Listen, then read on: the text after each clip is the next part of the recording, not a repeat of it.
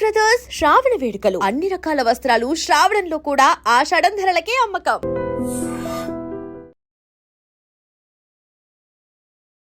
Welcome to iDream media.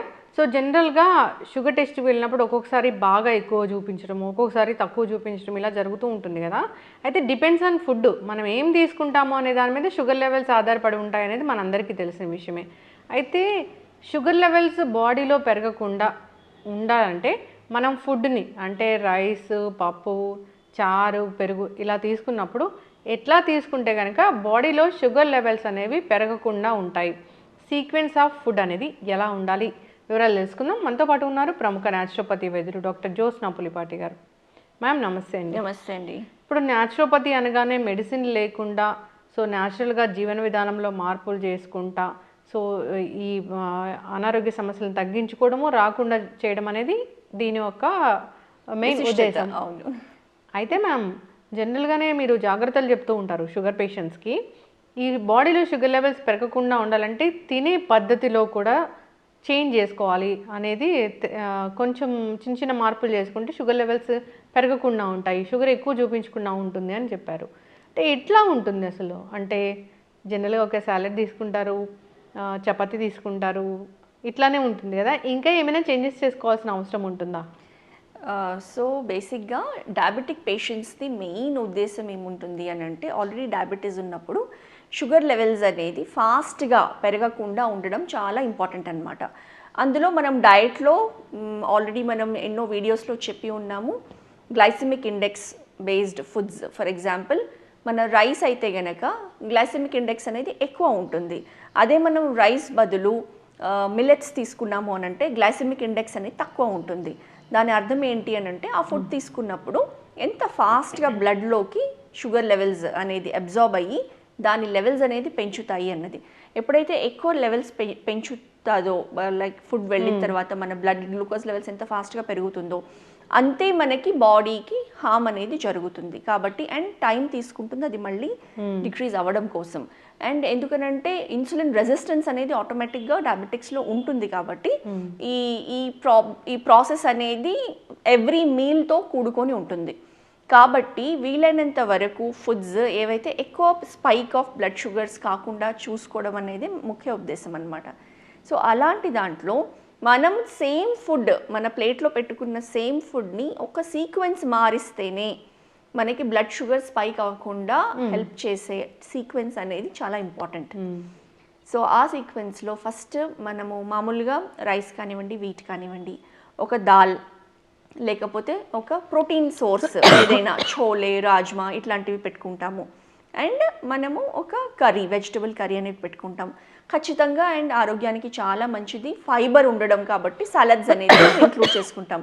కీరానో, క్యారెటో, బీట్రూటో, tomatoes ఇట్లాంటివి అనమాట. So sequence of food intake అనేది మనం జస్ట్ అదే ఫుడ్ని ప్రాపర్ సీక్వెన్స్లో తీసుకుంటే కనుక బ్లడ్ షుగర్ లెవెల్స్ అనేది ఫాస్ట్గా పెరగకుండా ఉంటాయి. సో ఏంటి ఆ సీక్వెన్స్ అని అంటే, ఫస్ట్ ఆల్వేస్ సాలడ్ అనేది తీసుకోవాలి. సో సాలడ్ తీసుకున్నప్పుడు మనకి ఫైబర్ ఇంటేక్ వెళ్ళిన తర్వాత ఆటోమేటిక్గా దాని తర్వాత తీసుకున్న ఏ ఫుడ్ అయినా కానివ్వండి very slowly it will get absorbed and స్లోగా దాని ఎనర్జీ కన్వర్షన్ అనేది ఉంటుంది. అండ్ స్లోగా బ్లడ్ షుగర్ లెవెల్స్ అనేది ఫాస్ట్గా లేకుండా స్లోగానే అబ్జార్బ్ అవుతుంది అనమాట. సో ఫస్ట్ ఆల్వేస్ సాలడ్ తీసుకొని దాని తర్వాత ప్రోటీన్. సో ప్రోటీన్ ఉన్న ఫుడ్లో ఎప్పుడైనా కానివ్వండి పప్పు లేకపోతే ఇంకా ఏదైనా ప్రోటీన్ సోర్స్ ఏదైతే ఉందో దాన్ని ఫస్ట్ తీసుకోవాలి. సో ఆల్వేస్ రా ఫుడ్, ప్రోటీన్, తర్వాతనే ఇంకా మిగతా కార్బోహైడ్రేట్స్ ఏదైతే ఉంటుందో అది ఎండ్కి తీసుకోవాలన్నమాట. సో చపాతీ తింటున్నాము లేదా రైస్ తింటున్నాము, సో మనం కలుపుకోవచ్చు పప్పు, అన్నము, బట్ అది నెక్స్ట్ తీసుకోవాలి. ఫస్ట్ ఆల్వేస్ డయాబెటిక్స్ అనేది ఒక ప్లేట్లో కనీసము ఒక గుడ్ క్వాంటిటీ ఆఫ్ సాలడ్స్ కానివ్వండి, స్ప్రౌట్స్ కానివ్వండి తీసుకుంటే కనుక దాని తర్వాత ఈవెన్ మన స్టార్చీ రైస్ తీసుకున్నా కానివ్వండి మన షుగర్ లెవెల్స్ అనేది ఫాస్ట్గా పెరగకుండా ఉంటుందన్నమాట. ఓకే, అది చాలా ఇంపార్టెంట్. కొన్ని వెజిటబుల్స్ అయినా తీసుకోవచ్చు, సాలడ్ అయినా తీసుకోవచ్చు, లేదా వెజిటబుల్స్ కర్రీ తీసుకోవచ్చు, లేదా స్ప్రౌట్స్ తీసుకోవచ్చు, ఎనీథింగ్. దాన్ని ఫస్ట్ తీసుకొని కార్బోహైడ్రేట్స్ నెక్స్ట్ ప్రోటీన్ అనేది తీసుకొని కార్బోహైడ్రేట్స్ మాత్రం లాస్ట్కి తీసుకోవాలి. ఓకే, సో సో అట్లా తీసుకుంటే కనుక గ్లూకోజ్ లెవెల్స్ అనేవి పెరగకుండా ఉంటుందన్నమాట. షుగర్ పేషెంట్స్ ఎవరైనా కానీ దీన్ని పాటించాలి. నార్మల్గా ఎవరైనా కూడా అట్లాగే తీసుకోవచ్చు. ఒక హెల్దీ మీల్ ఎలా ఉండాలి, ప్లేట్ ఎలా ఉండాలి అంటే కూడా ఇట్లాగే ఇలానే చెప్తాము, ఇలానే యూజువల్గా తీసుకుంటాము. అదే సేమ్ ఫుడ్ ఫస్టే అన్నం కలుపుకొని మనం పప్పు అన్నము కర్రీ అన్నం తిన్న తర్వాత సాలడ్స్ తర్వాత లాస్ట్కి తిన్నాం అనుకోండి, అందులో మనకి కనీసం 30-40 milligrams of increase in the sugar levels అనేది కనిపిస్తుంది అనమాట. అంత వేరియేషన్ వస్తుంది. చక్కగా చెప్పారు మ్యామ్.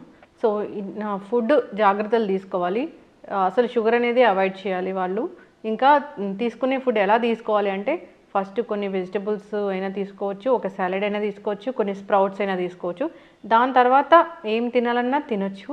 అట్లా అంటే రైస్, దాలు అలాంటివి, కర్డ్ ఇట్లా తీసుకోవచ్చు. నార్మల్ మనం ఫుడ్ ఎలాంటి ఫుడ్ తీసుకుంటామో అలానే తీసుకోవచ్చు. సో దానివల్ల షుగర్ లెవెల్స్ అనేవి స్పైక్ అవ్వకుండా ఉంటాయి. చక్కటి ఇన్ఫర్మేషన్ మ్యామ్. సో జనరల్గా మనం రోజే తినే ఆనియన్స్ అంటే ప్రతి కూరలోనూ మనం ఆనియన్స్ అని యూజ్ చేస్తాము. అయితే జనరల్గా ఇట్లాంటి ఆనియన్స్ చూస్తాం, అంటే ఇంత ఫంగస్ వచ్చిన ఆనియన్స్ కూడా చూస్తాము.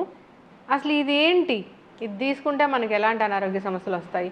ఇప్పుడు మనం ఇళ్లలో అయితే క్లీన్ చేసి తీసుకుంటాం, కానీ సో హోటల్స్ అలాంటి వాటిలో మనం చూస్తూ ఉన్నాం ఎంత కంటామినేటెడ్ ఫుడ్ అనేది పెడుతూ ఉన్నారు, ఎంత అన్హైజీన్ ఫుడ్ అనేది పెడుతూ ఉన్నారు. సో ఇలాంటి ఆనియన్స్ మనం వాడితే కనుక వచ్చే అనారోగ్య సమస్యలు ఏంటి, అసలు ఇది ఏంటి?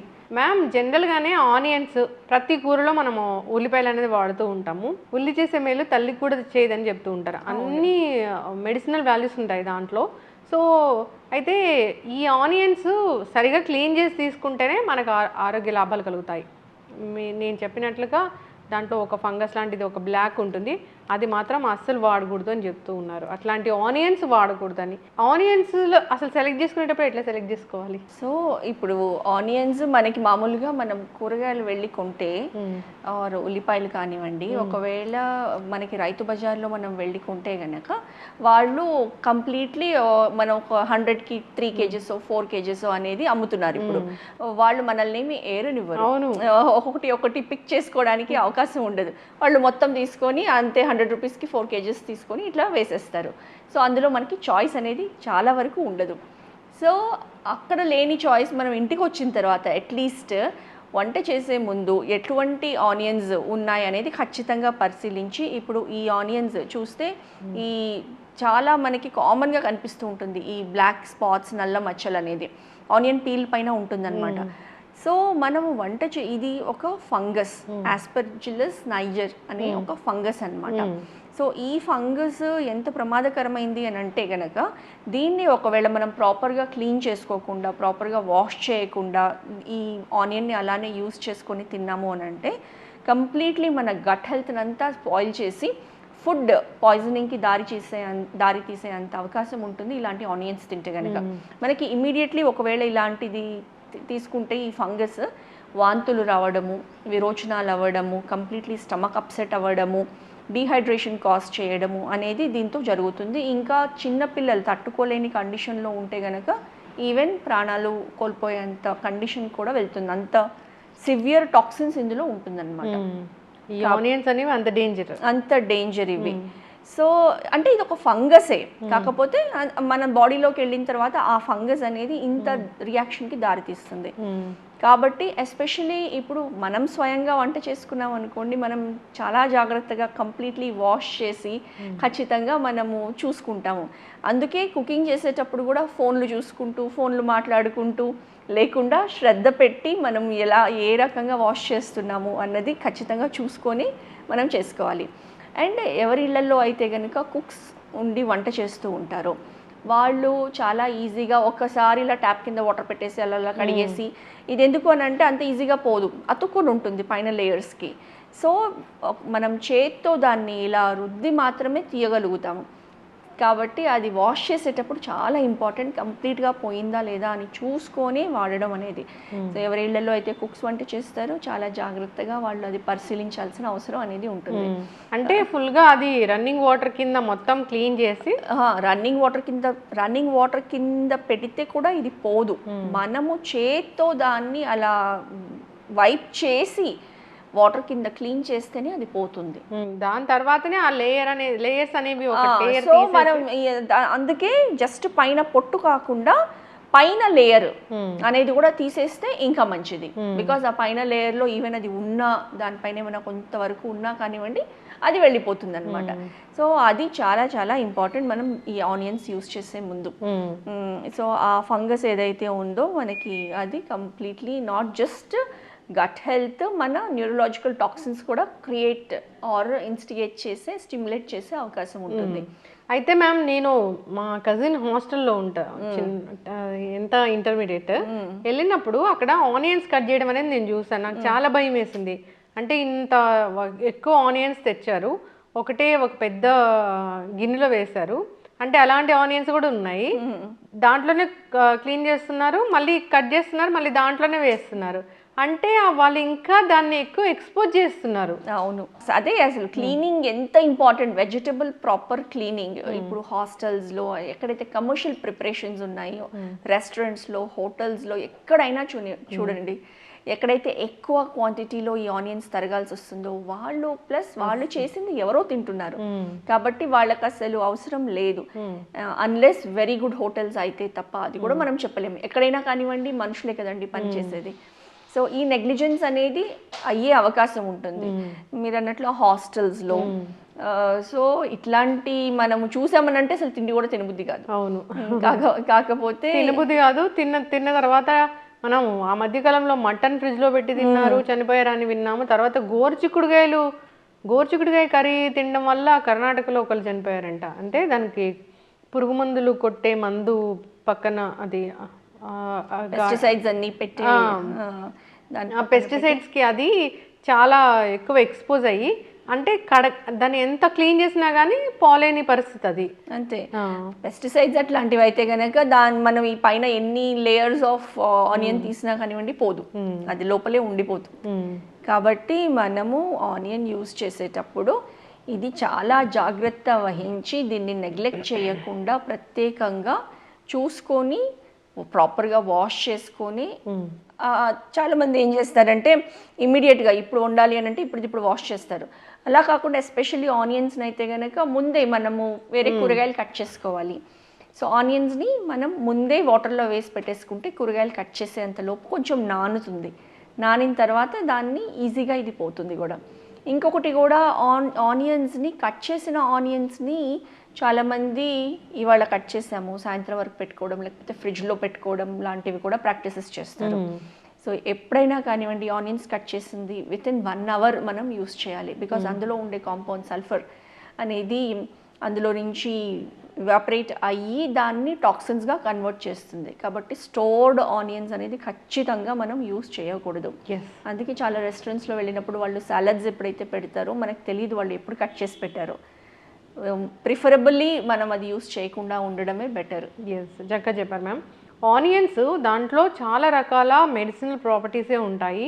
సో అది హెల్త్ బెనిఫిట్స్ అనేవి అది ఇచ్చేంత ఇంకా ఏది ఇవ్వదని చెప్తూ ఉంటారు. సో సరిగా దాన్ని మనం అబ్జార్బ్ చేసుకోవాలి, సరిగా దాన్ని మనం యూస్ చేసుకోవాలి అన్నప్పుడు క్లీనింగ్ అనేది చాలా చాలా ఇంపార్టెంటే. సో ఇలాంటి ఫంగస్ ఎంత డేంజరో అమ్మో చూస్తేనే భయం వేస్తుంది. తెచ్చుకునేటప్పుడే ది బెస్ట్ క్వాలిటీ ఆనియన్స్ తెచ్చుకోవడం అనేది మంచిది. డ్రై ఆనియన్స్ చాలా దొరుకుతాయి కదా. అవును, సో పర్ప్లిష్ ఆనియన్స్ ఏవైతే ఉంటాయో వాటిలో ఎక్కువ అంత ఫంగస్ ఉండదు. దాంట్లో అవి కూడా ఎక్కువ ఉంటాయి, ప్రాపర్టీస్ కూడా ఎక్కువ ఉంటాయి, దాంట్లో న్యూట్రిషనల్ ప్రాపర్టీస్ కూడా అందులో ఎక్కువ ఉంటాయి. సో అలాంటి ఆనియన్స్ వాడుకోవాలని కోరుకుందాం. చిన్న పిల్లలు ఉన్న ఇళ్ళల్లో కూడా వాడుతూ ఉంటారు కాబట్టి సరైన కేర్ అనేది అవసరం. ఇంకా చాలా చాలా అవగాహన లేదు దీని గురించి, దీన్ని ఎట్లా క్లీన్ చేయాలి ఏంటి అనేది. సో మీరు చెప్పిన విధంగా దాన్ని క్లీన్ చేసి ఒక లేయర్ పైన లేయర్ అంతా తీసేసి దాన్ని వాడుకోవాలని, మళ్ళీ తీసేసేటప్పుడు కూడా కొంచెం ఆ ఫంగస్ అంతా లోపలికి పోయేలాగా కాకుండా నీట్గా ప్రాపర్గా క్లీన్ చేయాలని కోరుకుందాం. ఇది చిన్న విషయమే కానీ పెద్ద డ్యామేజ్ చేస్తుంది, జాగ్రత్త వహించాలని కోరుకుందాం. చక్కటి ఇన్ఫర్మేషన్ మ్యామ్, ధన్యవాదాలు. నమస్తే అండి.